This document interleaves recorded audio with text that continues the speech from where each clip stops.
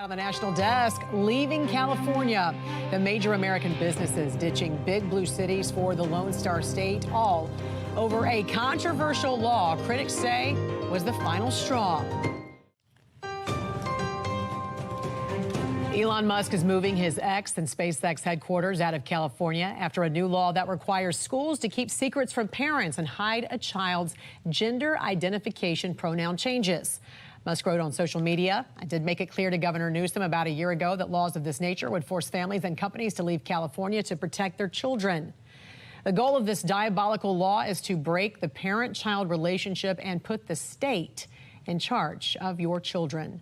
Joining us now with this and more is President of Parents Defending Education, Nicole Neily. Good morning to you, Nicole. Great to see you. Tell us about this new law and what you're hearing from parent advocates in the state of California.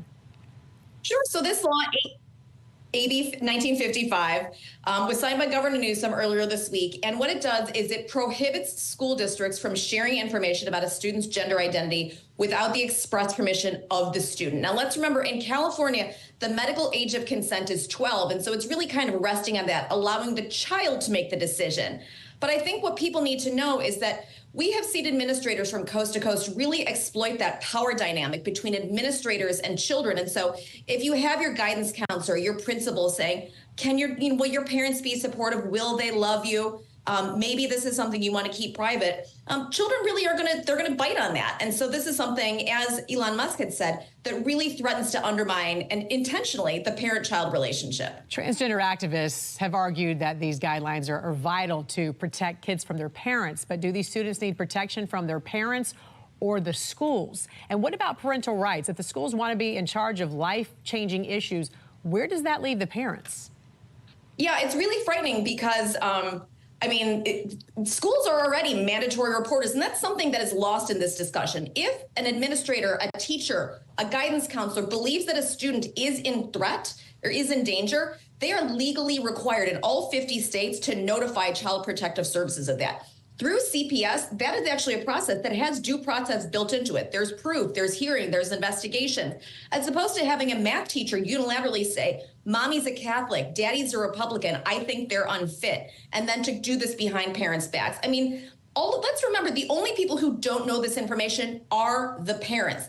These children's peers know, their teachers know. This is discussed in the faculty lounge.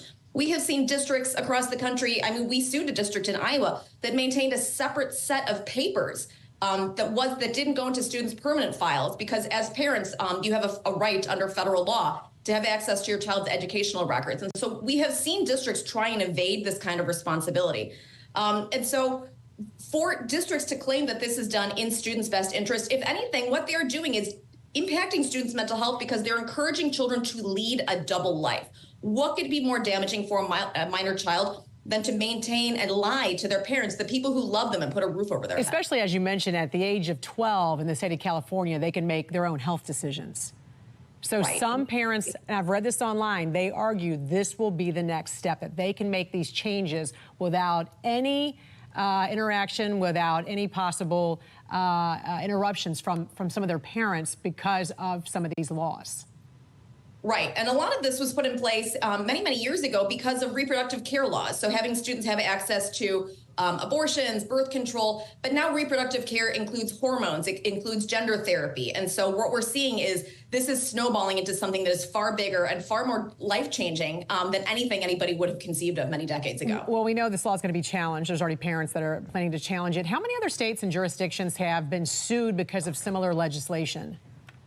As of right now, there are at least four cases I can think of, one in Massachusetts, one in Florida, in California. We've also seen teachers sue the state of California because they didn't want to be forced to keep secrets from parents. And so this is really happening from coast to coast. Parents Defending Education has been tracking the rise of these parental exclusion policies from coast to coast. As of today, we have identified about 1,200 districts across the country, impacting almost 11 million children. And this is something that parents are really not aware of. School boards, duly elected members, have been voting and pushing these policies through, driven largely by activist organizations like GLSEN and the Trevor Project, giving them model legislation, giving them this kind of wording to hide these secrets. And it's something that really more families should be aware of. It's frightening.